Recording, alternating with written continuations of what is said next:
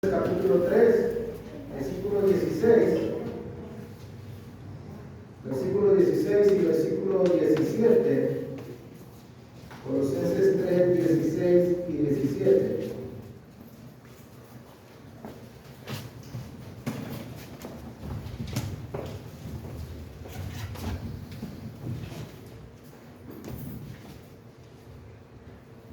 Si alguien quiere darle lectura, lo puede hacer, hermano. Hermanos, sed imitadores de mí. Colosenses 3, 16 y 17, hermano. Perdón, hermano. Colosenses. Colosenses 3, 16 y 17.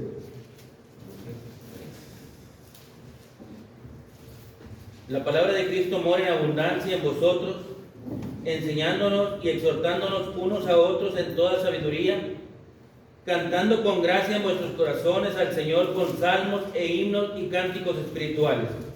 Y todo lo que hacéis, sea de palabra o de hecho, hacedlo todo en el nombre del Señor Jesús, dando gracias a Dios Padre por medio de Él. Relativamente, Colosenses y la carta a los Efesios tienen muchas cosas en común. Y es que las congregaciones de Colosa y Éfeso eran unas congregaciones jóvenes, nuevas en el cristianismo, y aparte eran congregaciones que su mayoría, por no decirlos todos, eran gentiles. En lo particular, en la iglesia en Colosa, hermanos, estaba existiendo la posibilidad de que la iglesia fuera engañada y se estaba infectando de filosofías humanas y filosofías huecas que no tenían ninguna base bíblica ni divina. Por ejemplo, hermanos, si abrimos ahí, si vemos en el capítulo 2, mira el capítulo 2 de Colosenses, versículo 4 y versículo 8. Alguien que me ayude a leerlo, por favor. Y esto le digo, para que nadie os engañe con palabras persuasivas. Mirad que nadie os engañe por medio de falsos.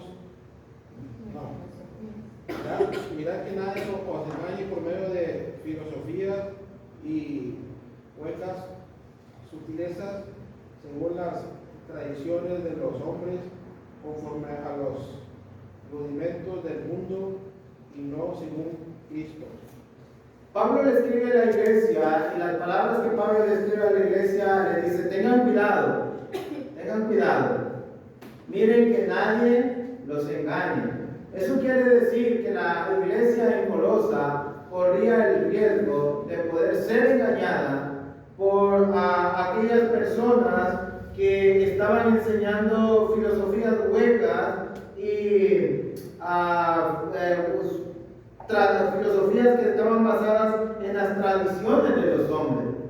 O sea, simplemente estaban metiendo sus ideas, sus pensamientos, lo que ellos creían y lo que ellos pensaban en la vida de la iglesia. Y también dice, según las tradiciones de los hombres, estaban influyendo o estaban tratando de meter las tradiciones en la vida de la iglesia. Y también dice, conforme a los rudimentos del mundo y no según Cristo. Entonces, la iglesia en Colosa, hermanos, la iglesia en Colosa corría ese riesgo de poder ser engañada. Y poder ser, hermanos, engañada en un sentido de que ya no fuera Cristo el que guiara, el que dirigiera su vida, sino que ahora la iglesia estuviera fundada en rudimentos, en huecas sutilezas, en tradiciones, y que viviera según como vive el mundo. Y a Pablo le preocupaba eso. ¿Cómo poder contrarrestar, aparte de la teoría que dio del capítulo 1, donde nos enseña que Cristo es el que, la cabeza de todo, en quien está basado todo, el que es el rey, el que es el primogénito de todos? Aparte de la teoría, ¿cómo poderlo y cómo poder evitar ser engañados. Y no es un problema solamente de la iglesia en Colosa, es un problema en la actualidad que ustedes y yo podemos ser engañados. Podemos ser engañados, corremos el riesgo de ser engañados. Y después ya no vivir, según lo que dice el texto en el versículo 8, mira cómo termina el 8. Miren que nadie nos engañe por medio de este y de aquel y del otro, y no según Cristo.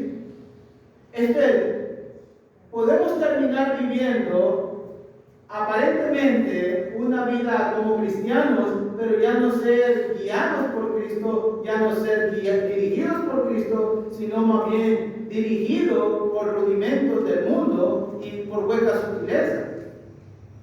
Y eso es lo que le preocupaba a Pablo. ¿Y cómo podemos contrarrestar eso, hermanos, en lo práctico?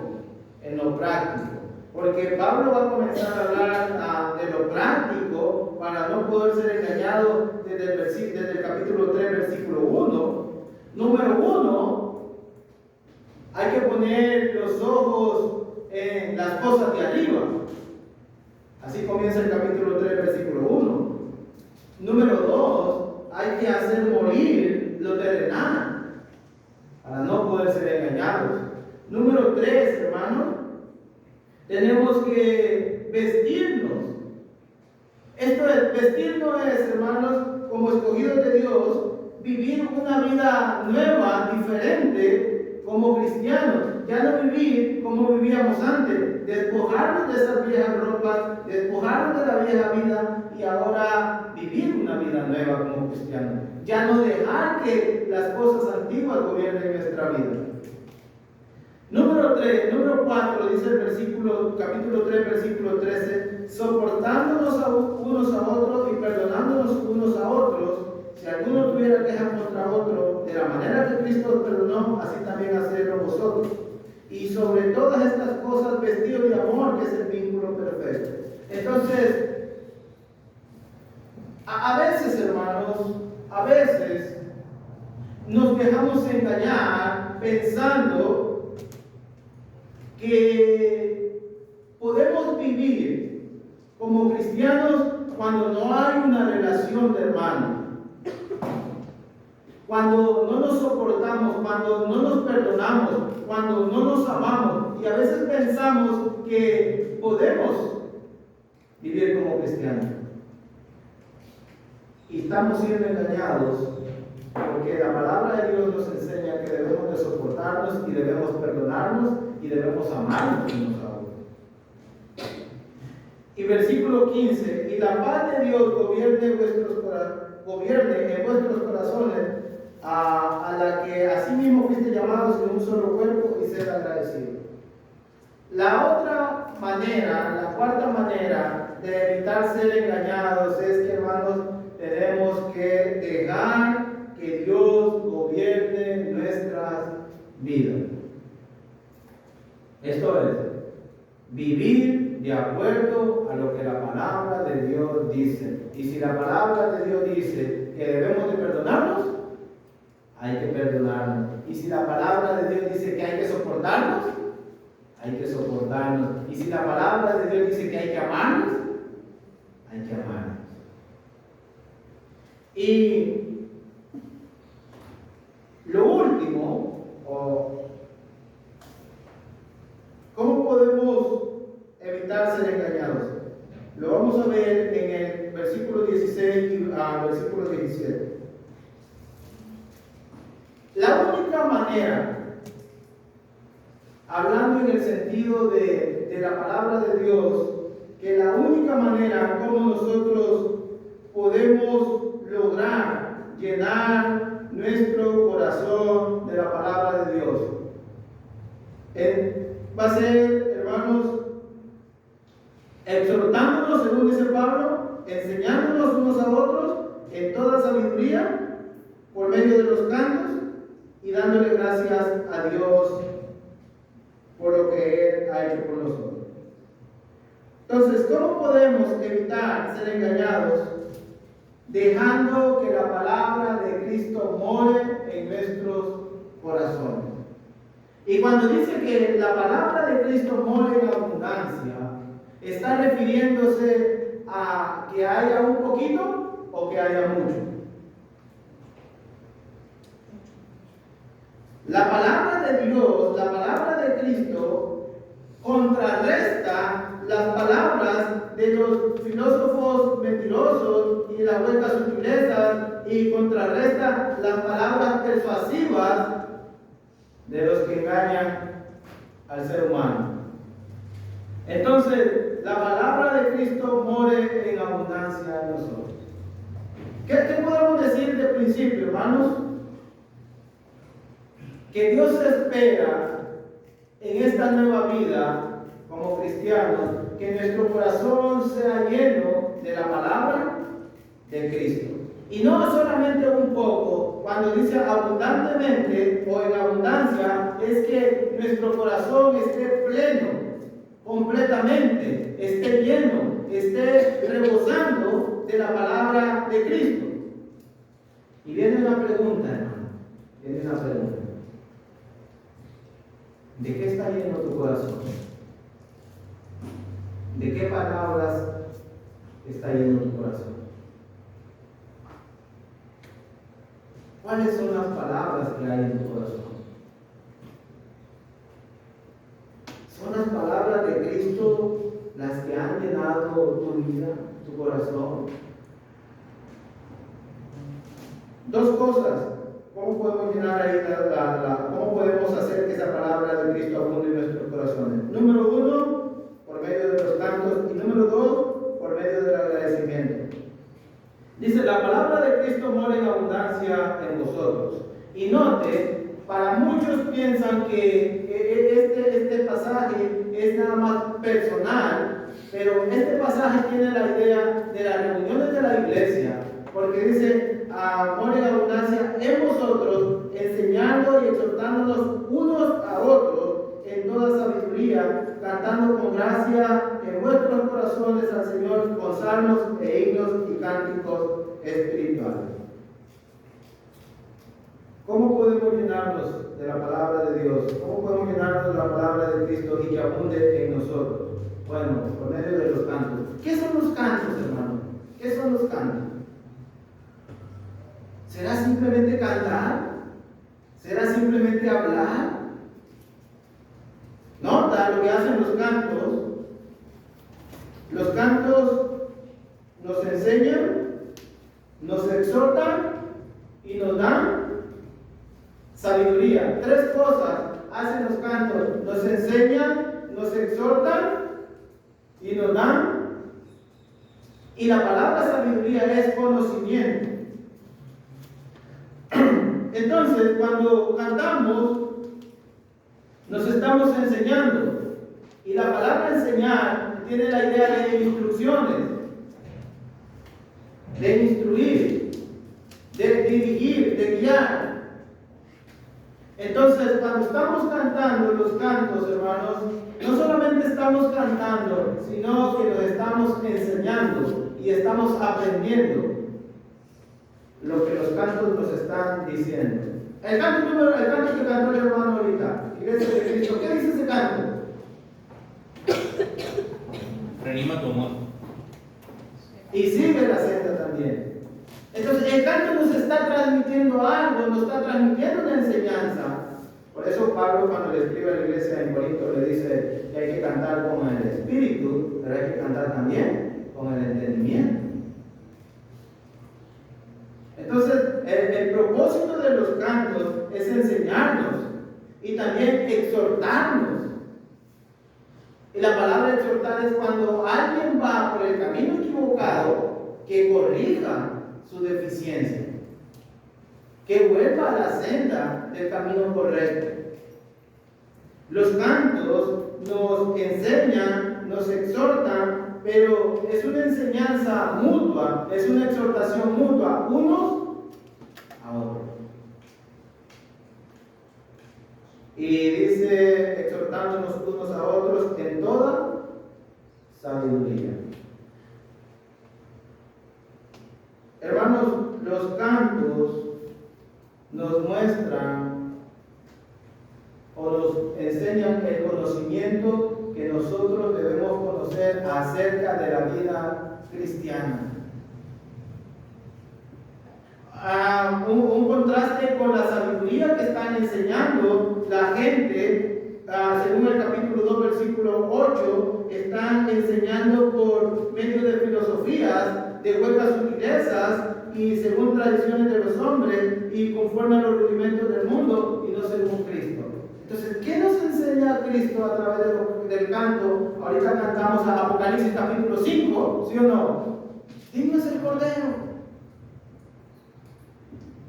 ¿Y qué es digno es el Cordero? Que Cristo merece honra y gloria, merece respeto, merece devoción. Eso es lo que nos está enseñando, digno es el Cordero. Él se merece la honra y Él se merece la gloria. Entonces, hermanos, los cantos no simplemente son cantos, no simplemente cantamos por cantar. Debemos de saber que nos están enseñando, nos están instruyendo, pero también nos están exhortando en toda sabiduría. Nos están dando el conocimiento de Cristo. Los cantos nos enseñan las verdades de Cristo. Y luego dice, cantando con gracia en vuestros corazones. ¿Cómo se debe de cantar, hermano? ¿Cómo se debe de cantar? ¿Qué quiere decir la palabra gracia? ¿Qué entienden ustedes? A ver, Rubén, ¿qué entiendes tú?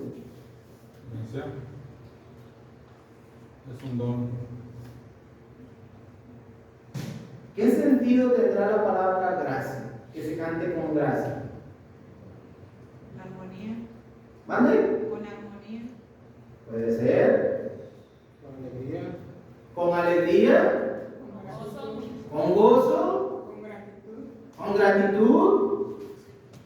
Esto es que sepamos lo que estamos cantando y que lo hagamos con entusiasmo, con alegría, con gozo, con felicidad, con ganas de cantar, con voluntad, no nomás por cantar. Que se sienta lo que estamos cantando, dice, cantando con gracia, ¿en dónde? Entonces, ¿cómo debe estar nuestro corazón cuando estamos cantando? Como contaba David, ¿no? Yo me alegré con lo que me decía, a la casa de Jehová iremos. Hermanos, el pueblo de Israel, y usted lo ve en los salmos, cuando ellos van para Jerusalén a adorar, ellos van cantando, ellos van alegres, ellos van felices. Sus corazones iban alegres, hermanos. Y dice, cantando con gracia en vuestros corazones. ¿A quién? Al Señor. Esto, hermano, concuerda con Juan capítulo 4, que hay que adorar en espíritu y en verdad. A Dios le gusta, hermano, que se incluya el corazón. No simplemente que seamos unas máquinas repetitivas, sino que incluyamos el corazón, que cantemos con el corazón, que cantemos con ganas, que cantemos con alegría, con gozo, con energía, con voluntad.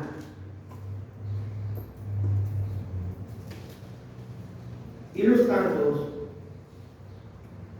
nos enseñan, esa es la parte nuestra, eso es lo que nosotros recibimos, lo que nosotros vamos a salir beneficiados por medio de los cantos. Vamos a ser enseñados, vamos a ser exhortados en toda sabiduría, claro, con la sabiduría de Cristo. Y la otra parte es que los cantos son para el Señor, van a llegar a la presencia del Señor.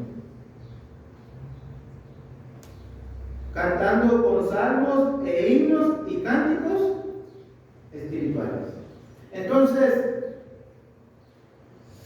nos enseñamos, nos exhortamos unos a otros en toda sabiduría, o con la sabiduría de Cristo. Cuando Pablo le escribe a la iglesia en Éfeso, le dijo que quién era su maestro, que de quién estaban aprendiendo. Entonces, nosotros con qué sabiduría estamos siendo exhortados y enseñados, a qué sabiduría le estamos prestando atención. Dice con salmos e himnos y cánticos espirituales.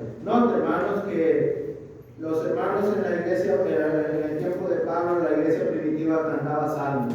Está refiriendo al libro de los salmos, allá donde ellos tenían su fuente para cantar, pero también himnos que muchos compusieron en el tiempo de Pablo y cánticos espirituales que hablaban de la vida espiritual, que hablaban del espíritu.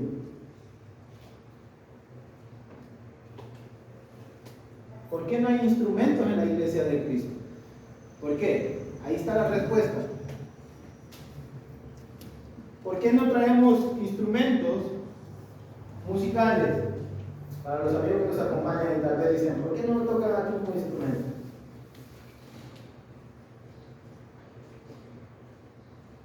¿Cómo dice, después de donde dice sabiduría? Cantando. No tocando, cantando, no tocando.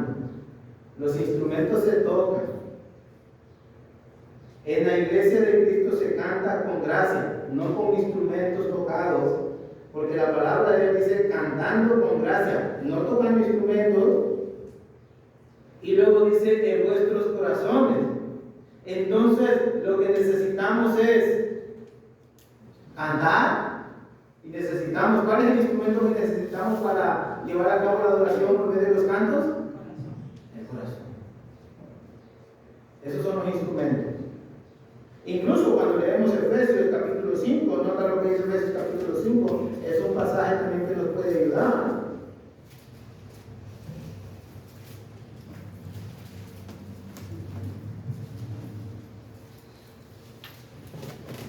Efesios 5, 19. Hablando entre vosotros con salmos, con himnos y cánticos espirituales, cantando y alabando al Señor en vuestros Corazones. Entonces, hermanos, por eso la iglesia de Cristo no tiene instrumentos musicales, porque los instrumentos que Dios permite y que la palabra de Dios nos enseña es la boca y el corazón. Necesitamos cantar, no tocar. Y necesitamos el corazón para cantarle al Señor. ¿Por qué estoy diciendo esto, hermano? Porque muchas veces surge la pregunta, ¿por qué ustedes no tocan instrumentos? ¿Por qué no tienen instrumentos? Bueno, porque los cristianos, según las enseñanzas del Nuevo Testamento, no tocan instrumentos, sino que cantan a Dios con el corazón. Y número 2, ¿cómo podemos llenar nuestro corazón abundantemente de la palabra de Cristo? Dice el versículo 17, y todo lo que hacéis, sea de palabra o de hecho, hacedlo todo en el nombre del Señor Jesús, dando gracias a Dios Padre por medio de Él. Agradeciendo, hermanos, con un corazón agradecido. Agradecido por lo que somos. Somos ahora miembros de Cristo, miembros del cuerpo de Cristo. Somos ahora embajadores de Cristo. Somos ahora, hermanos, reyes y sacerdotes. Y podríamos encontrar muchas otras razones, hermano. ¿Qué les es más fácil a ustedes? ¿Aprenderse un pasaje bíblico o aprenderse una estrofa de los himnos? ¿Qué les es más fácil? ¿Aprenderse un pasaje bíblico o aprender a darle gracias a Dios por lo que nos ha dado y por lo que somos? Porque esas palabras, hermanos, llenan nuestro corazón, y cuando nosotros le damos gracias a Dios por lo que Él es, por lo que Él ha hecho por nosotros, es porque nosotros nos damos cuenta a través de la palabra de Dios que Dios nos ha dado la vida, nos da la existencia y que todo lo que tenemos es gracias a Él. Y se llena nuestro corazón de agradecimiento. Entonces, abunda la palabra de Dios en nuestros corazones, pero mira también lo que dice en el versículo 17, y todo lo que hacéis, sea de palabra o de hecho, hacedlo todo en el nombre del Señor Jesús. Si vamos a cantar,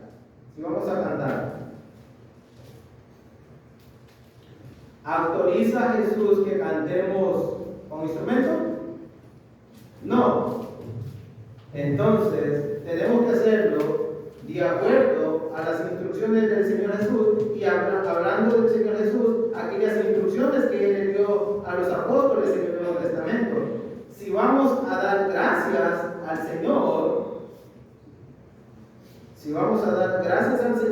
le tenemos que dar gracias al Señor de acuerdo a como nos enseña el Nuevo Testamento. Y el Señor Jesús dijo que todo lo que pidiéramos y le dijéramos al Padre lo teníamos que pedir en nombre de Cristo Jesús. Entonces, hermanos, también una pregunta: ¿habrá por qué darle gracias a Dios? ¿Habrá alguna razón?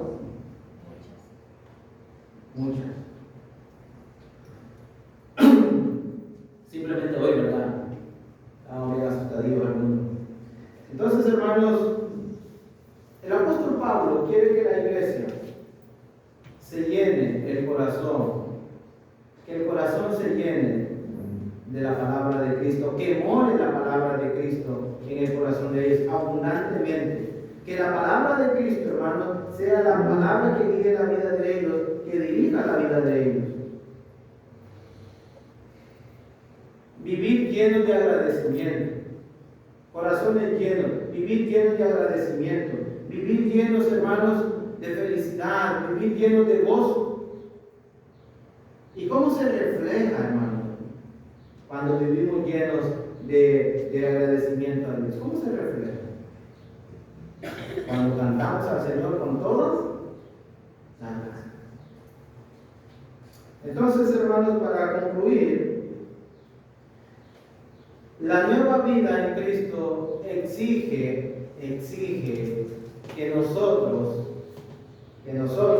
nadie va a venir, que nosotros hagamos un esfuerzo grande porque la palabra de Cristo more en abundancia en nuestros corazones.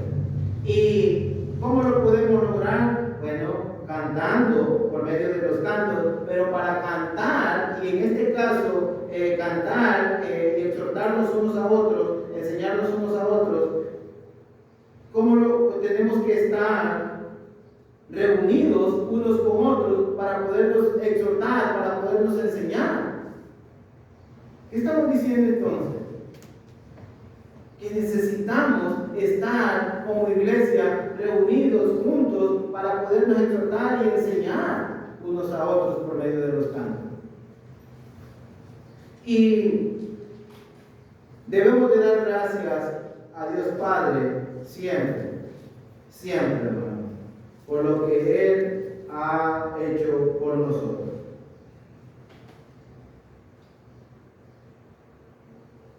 Nuestras palabras y nuestras obras, tienen que ir acompañadas. No solamente decir, sino también que ese decir sea junto con un hacer. Muchos hermanos han sido engañados ya.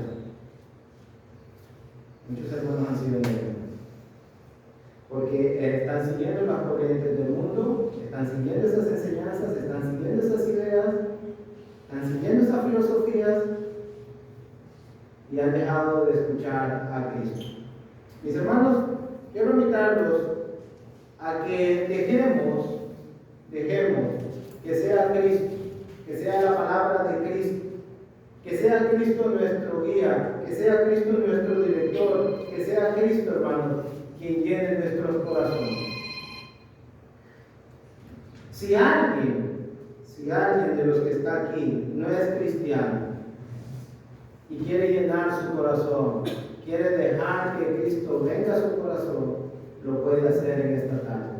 Venga, arrepiéntase, bautícese para el perdón de sus pecados y deje que Cristo venga a morar en su vida. Nosotros, hermanos, nosotros como cristianos, que ya hemos sido bautizados, que nos ha perdonado nuestro Dios, si realmente a honestidad nos damos cuenta que la palabra de Cristo no ha llenado nuestro corazón, comencemos a llenarla. Comencemos a que nuestro corazón sea un corazón lleno de la palabra de Dios. Dios le bendiga, hermanos.